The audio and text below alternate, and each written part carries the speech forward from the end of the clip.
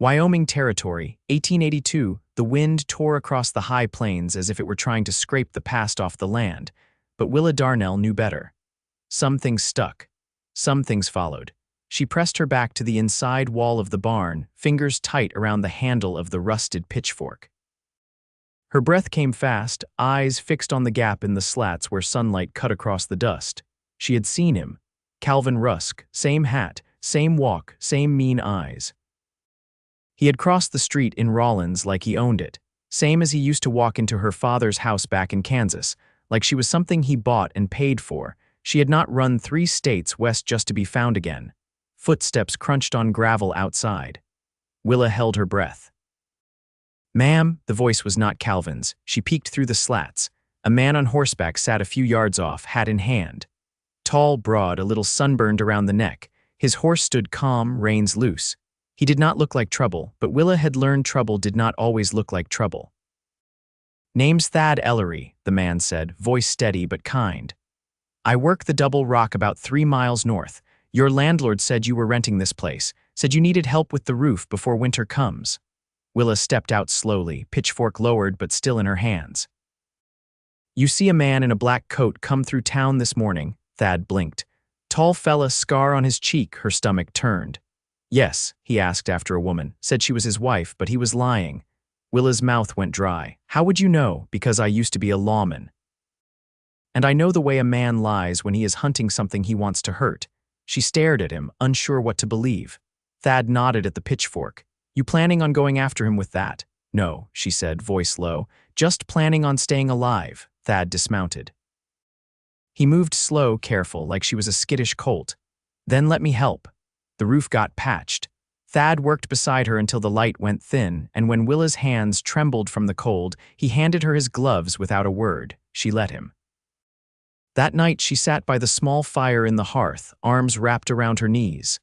Thad lingered at the door, hat in hand again. "You got someone who can stay with you?" he asked. "No." "You got a rifle?" "No." He nodded. "Then I will stay. I do not need saving. Did not say you did." She looked at him for a long beat, then nodded once. He laid his bedroll by the hearth but did not take off his boots. He stayed awake long after she fell asleep, listening to the wind and the silence and the faint creak of the barn door. In the morning, Willa found him chopping wood out back, his shirt damp with sweat. She brought him coffee. He took it with a quiet thank you, and they stood in the cold together, shoulders just barely touching. "Why did you leave law work?" she asked. He took a long sip. "Buried my brother 2 years ago. Took a bullet meant for someone else. I could not do it anymore. Could not keep watching good people get trampled." She looked at him. "You think I am a good person. I think you are scared, and I think you are still standing. That counts." She turned away before he could see what that meant to her. Calvin came back 3 days later. Willa saw him first. He stepped out of the saloon in Rawlins, dusting off his coat like he owned the town. She ducked into the mercantile and told Thad, who had come with her for supplies. He did not say anything. Just set down his coffee tin and took her hand. They rode hard for the homestead, packed what they could. Thad saddled his second horse, handed her the reins. "You are taking me away?" she asked, breathless. "I am keeping you alive." They rode until dusk, stopping at an abandoned trapper's cabin in the foothills. Willa built the fire. Thad checked the perimeter. When he came back inside, she was sitting on the floor, arms around herself. "You all right?" he asked. She looked up at him, tears in her eyes but jaw tight. "I hate that I am still afraid of him." "You are not weak, Willa. He used to say I was nothing without him." Thad sat beside her, close but not touching. "Then he was wrong." She looked at him, eyes shining. "You really believe that?" "I do." Her hand brushed his. He did not move away. The next morning, they found the cabin door splintered. Calvin had tracked them. Willa's breath caught as she stared at the broken wood. "He knows." Thad's jaw tensed. "Then we stop running." He rode back to Rawlins alone, left Willa with the shotgun and the horses. Said he would be back before sundown. When he returned, he had a bruised cheek and a torn sleeve, but Calvin was gone. "Sheriff's holding him," he said simply. "Long enough to get you out of here." Willa's voice shook. "Did you hurt him?" "No," Thad said. "But I wanted to." She stepped toward him. "Why?" "Because of what he did to you." Her hand found his. "You barely know me." He looked down at her, eyes soft. "I know enough. They did not go back to the homestead. Thad took her to the Double Rock, where his boss gave her a room and steady work in the cookhouse. She was nervous at first, eyes always on the door, but Thad was never far, always within reach. Weeks passed. Willa found her hands steadier, her sleep deeper. She started to laugh again. One morning, Thad walked in to find her standing at the stove, hair loose down her back, sun pouring through the window behind her. "You look happy," he said. "I am." He stepped closer. "Willa," she turned, heart pounding. "I know you do not need saving," he said. "But I want to stay beside you." She reached for him first, and he caught her in his arms. "I want that too," she whispered, and when he kissed her, it did not feel like rescue, it felt like coming home. The wind had shifted by early November, curling down from the mountains with a bite that settled into bone. Snow hadn't come yet, but the trees stood naked and the sky hung low, as gray as cooled ash. Willa pulled her shawl tighter across her shoulders as she stepped outside the cookhouse, her breath clouding in the air. Thad was stacking a cord of pine by the bunkhouse, sleeves rolled and hands bare despite the cold. He didn't speak when he saw her, just tipped his head toward the trail that wound past the barn and into the trees. "You need help?" she asked. "No," he said. "Just thought you might want to walk." She hesitated, then nodded once. They followed the trail in silence, boots crunching over frost-laced leaves. The slope was gentle, the quiet between them settled but not heavy. Willa kept her eyes ahead, watching the way the trees gave way to open sky.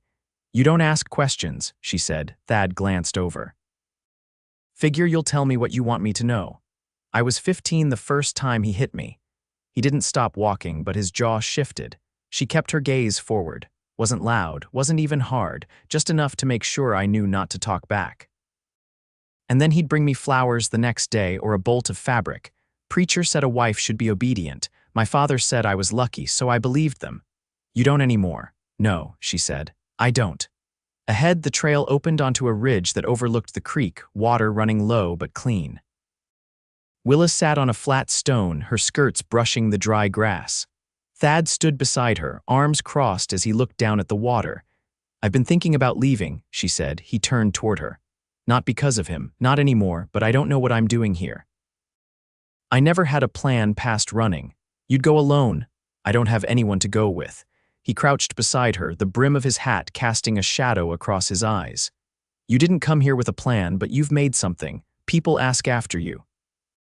That boy in the stables won't eat unless you made the stew." She gave a small, dry laugh. "Tommy's just picky. He trusts you, so do others. That doesn't happen by accident." Willa looked at him, studying the creases at the corners of his eyes, the quiet steadiness in the way he watched her. "I keep waiting to feel safe," she said. "Like one day it'll just be gone. The fear." He didn't answer right away. Then he said, "I was 12 when my brother pulled me out of a river I fell through, ice water middle of winter. I clawed at the bank, but I couldn't get a grip." He jumped in without hesitating. "I've never felt so cold in my life. After that, even standing by a lake made my chest go tight. Took me years to get over it." She studied him. "What changed? One day I was riding fence and my horse stumbled into a creek. Water didn't reach past my boots. But I climbed down, stood there a while, let it soak my feet. Nothing special happened, but I didn't run." Willa folded her hands in her lap. "I still feel like I'm in the water." "You're not." His voice was quiet. "You're on the bank now. Just figuring out how to stand." They walked back slow, the sun dipping behind the hills. At the edge of the yard, she touched his arm lightly. "Will you come by the cookhouse in the morning?" she asked. He gave a small nod. "If you've got coffee." "I've got better than that," she said. "I've got biscuits." This time he smiled. That night, Willa stayed up late kneading dough by lamplight, the warm scent of flour and lard rising around her. She worked steady, sleeves rolled, hands dusted white. When she finished, she stacked the biscuits in a tin and wrapped it in a cloth. Then she sat by the window, watching the moon rise above the pasture. A knock came just after midnight. It was not Thad. She didn't open the door, just listened then through the wood. "I know you're in there." She stood very still. "You think you can hide behind a ranch hand and a tin roof." "I'll wait, Willa. I've always been patient." She didn't answer. Didn't move, footsteps retreated. Only when the quiet stretched long enough for her heart to slow did she bolt the door. Then she walked to the stove, lifted the rifle Thad had left beside it, and set it across her lap. She didn't sleep, but when dawn broke, she was still there, upright and steady, and when Thad came through the door, boots wet with frost, she didn't cry or shake. She just handed him the tin of biscuits and said, "He came last night." Thad took the tin with one hand, the other reached for hers. "We'll end this," he said. She met his gaze. "Together," she said. The creek below the ridge had frozen over in the night. Thin, white crusts of ice floated downstream, catching against roots and rock. Willa stood by the window of the ranch house kitchen, drying her hands on a linen cloth. Her shoulders were knotted, her eyes fixed beyond the glass. She hadn't said more than a few words since Thad had stepped through her door that morning. He hadn't pushed. But now, as pale light spilled across the floorboards, he cleared his throat and set the ledger he'd been reviewing on the table. "You got a place you'd go if you left here?" he asked. She folded the cloth, slow and deliberate. "There's a woman outside Laramie, Miriam Grady. She was a midwife back in Kansas. We wrote letters once. She has a little farm and said I could come if I ever needed it." Thad leaned back, boots crossed at the ankle. "You thinking of going to her? I don't know." Her voice was low, steady. "She's kind. But I don't know if starting over means running again." He stood and walked to the stove, poured a fresh cup of coffee. "You've been walking forward this whole time. Coming here, working, staying, that's not running." She didn't answer. Outside, the wind tugged at the porch eaves. After a long pause, she said, "I've been thinking about the last time I saw my mother. It was the day Calvin came to claim me. She braided my hair and told me I'd be safe with him, that he was strong." Thad kept his gaze on the steam rising from his cup. "She looked relieved when I stepped into his buggy," Willa said. "Relieved to stop worrying about me." Thad set the cup down without sipping. "You think she knew?" "I think she wanted not to know." He crossed the room. She didn't flinch when he stood close, and his voice was soft when he said, "You're not her. You don't turn away from what's hard." She met his eyes, and for the first time that morning, her hands stopped fidgeting. "I want to stop looking over my shoulder," she said. "Then we finish it." Later that day, Thad rode into Rawlins alone. He returned with a letter from the circuit judge and a promise from the sheriff. 3 more days, and Calvin would be transferred to Cheyenne to stand trial for crimes not tied to Willa's name. It wouldn't be enough to erase what had been done, but it would be enough to keep him away. Willa read the letter by lantern light, her hand steady now. "I didn't think justice would ever reach that far," she said. Thad sat across from her, arms folded. "It don't always. But sometimes it does." She nodded slowly, then glanced toward the window. "You ever think about leaving Wyoming?" He looked up, surprised. "Not lately." "Would you?" she asked. He leaned forward, elbows on knees. "I'd go if it meant something, not just to leave." "I've got no interest in drifting." Her voice was quiet. "Neither do I." He didn't move, didn't speak. But something between them settled deeper. He took her hand, not as comfort and not as shield, but as fact. The next morning, she didn't wait for him to arrive. She walked across the ranch yard alone, her coat buttoned high, her chin lifted against the wind. Inside the barn, he was saddling his horse. She stepped into the straw-scattered aisle, boots crunching over dry hay. "I want to ride out," she said. He looked up. "Where to?" "Nowhere far. Just enough to be alone with you." They rode west, not speaking much, past the last fence line and through the narrow pass where pine trees stood shoulder to shoulder. A hawk circled overhead, its cry sharp against the still air. At a clearing by the edge of a frozen pond, they dismounted. Willa walked to the water's edge, her breath misting in front of her. "I used to dream about this," she said. "Being somewhere quiet, no voices telling me what I was worth, no hands deciding where I belonged." Thad stepped beside her. "I don't want to belong to anyone," she said. Then she turned toward him, her eyes holding his. "But I want to choose, and I choose you." He didn't speak, just came closer, hands at his sides. She reached up, touched his jaw, her fingers cool against his skin. "Not because you saved me, but because you saw me." His hand came up, gently covering hers. "I see you now," he said, "and I'm not going anywhere." She leaned into him, eyes closed, forehead resting against his chest. The wind moved through the trees, and the stillness between them was complete. When they rode back, the sun was low and golden. The ranch came into view, small and steady against the wide land. She glanced at him, her face calm. "I'm not leaving," she said. He looked over. Good. She reached for his hand as they rode side by side. And this time, she wasn't looking behind her. The snow came heavy that night, blanketing the ranch in silence. By morning, the world had turned white and muffled, the corrals buried to the rails and the bunkhouse roof sagging under the weight. Willa stepped outside before sunrise, her boots sinking deep with each step, a wool scarf wrapped tight around her neck. She crossed the yard to the barn where the horses were restless, their breath steaming in the cold. Thad was already there, pitchfork in hand and coat dusted white.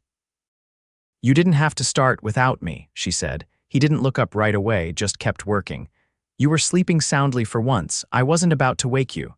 She leaned against the stall, watching his careful rhythm. "I wasn't." "I was sitting by the stove." He straightened, brushing his hands on his trousers. "Couldn't rest. I kept thinking about what comes next, what happens when he's gone for good, what kind of life I want to build. What kind of woman I'll be when I'm not surviving."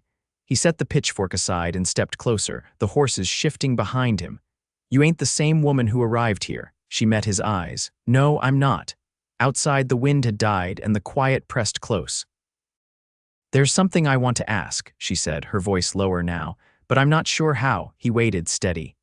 "If you had someone to build a home with, what would it look like to you?" He didn't speak right away. Then he said, "Small house. Wood stove, room enough for whatever comes next." "Not fancy, just livable and peaceful." She studied him. "Would it be here? Could be, or near enough. I've always liked these mountains." She stepped closer, her voice barely above a whisper. "Would it be with me?" His eyes didn't waver. "Yes." She let out a breath she hadn't realized she'd been holding and nodded once. That afternoon, they rode along the edge of the property line to check the fences weighed down with snow.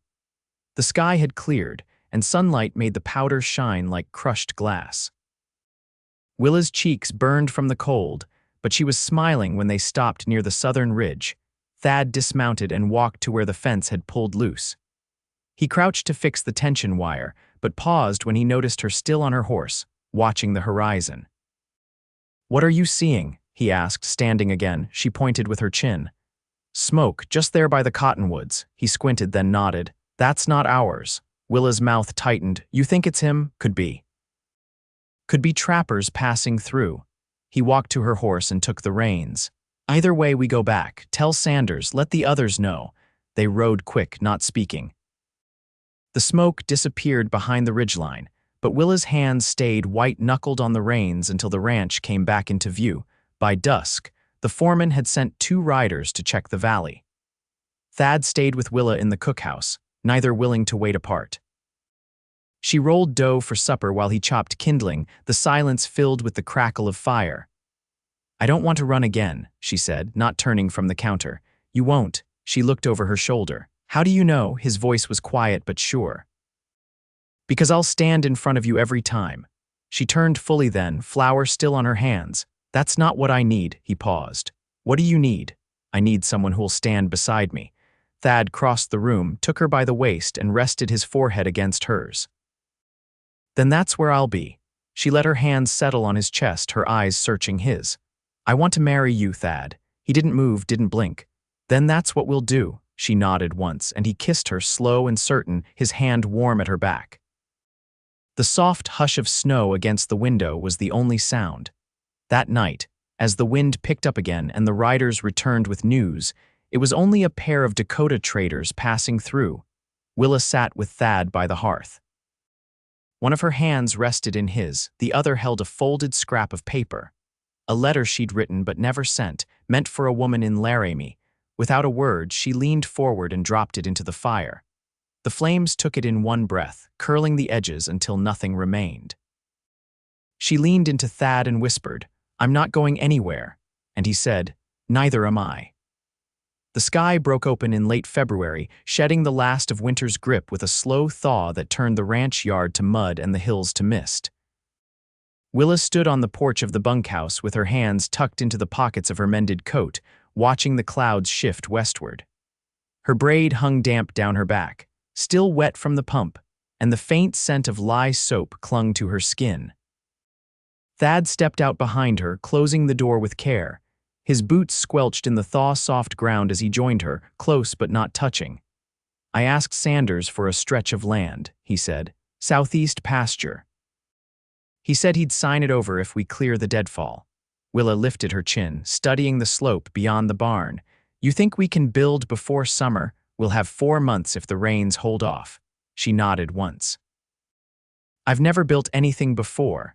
You've built a life already. He shifted slightly. Boards and nails'll be easier. Willa glanced at him, a small smile tugging at the corner of her mouth.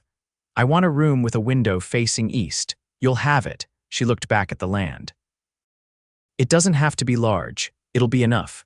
They stood a while longer before she turned toward the steps. We'll need help getting the logs down. Maybe Tommy can lend a hand. I'll ask him this afternoon. He's been looking for more work.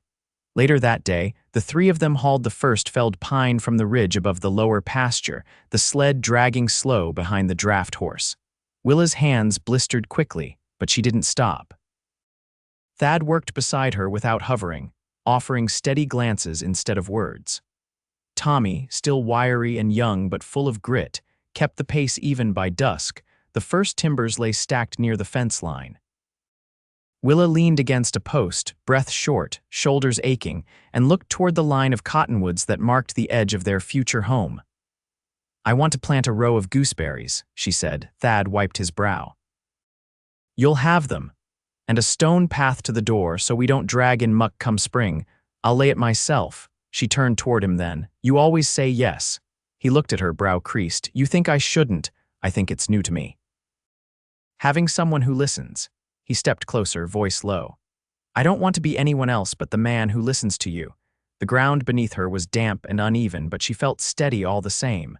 By mid-April, the cabin walls stood shoulder high, the roof beams waiting for cedar shingles. Willa had taken to sleeping in the unfinished structure, wrapped in blankets on a cot beside the hearth Thad had laid stone by stone. She said it helped her dream the place into being. One morning, as the sun rose over the eastern ridge, she lit the cook fire for the first time and fried corn cakes in a cast iron pan while Thad chopped kindling outside. When he stepped in, hands red from the cold, she handed him a plate and sat beside him on the floor. I've been thinking, she said, chewing slow. He looked over. We've talked about the house, the land, the work, but we haven't spoken of vows. He set his plate down. I wasn't sure if you wanted them again. I want them different. I want them to mean something this time. Her gaze didn't falter. I want to say them to you. He reached for her hand. Then let's speak them when the roof's on and the walls are sealed. I don't need a preacher. Neither do I. The last nail went into the roof on a still morning in June. The meadow grass had grown soft and tall, and the first wildflowers pushed up between the roots of the cottonwoods. Thad stood beside Willa beneath the doorframe as the sunlight poured in through the empty windows. She wore a dress she'd sewn from flour sacks and dyed with crushed berries. He wore his cleanest shirt, tucked neat into his trousers. No one else stood with them. I promised to walk beside you, she said, her voice clear. To keep our home warm and our table honest, to speak truth and listen and stay. Thad took her hands, rough palms pressed to hers. I promise to guard your peace, not with fists but with presence. To build what we need and tend what we make. To love you quiet and steady every day I'm given. They kissed, slow and sure, and the wind moved through the doorway like a blessing. That evening they sat on the porch steps, the sun low over the ridge. Willa rested her head on Thad's shoulder, her hands folded in her lap. I don't feel watched anymore, she said. You're not. I feel like I belong to myself. Thad nodded slowly. And you're mine by your choosing. She tilted her face toward his. Always. Years passed. The cottonwoods thickened, the gooseberries took root, and the stone path kept its promise through every thaw. The cabin walls held firm through wind and winter, and the table in the front room always had something warm at its center. Willa taught Tommy's sister to read. Thad took on ranching work in the nearby hills, but never stayed overnight. They planted corn and beans, and one spring, a cradle appeared near the hearth, carved with the same care as the doorframe. One night, long after the fire had dimmed to embers, Willa pressed her hand to Thad's chest and said, "This is the life I never knew I could want." He kissed her knuckles, the same way he had the first time she'd let him hold her hand. "It's the life I built for you," he said. "And you filled it." They slept side by side, the wind against the shutters no longer a threat, but a sound like breath drawn and released, soft, steady, and home.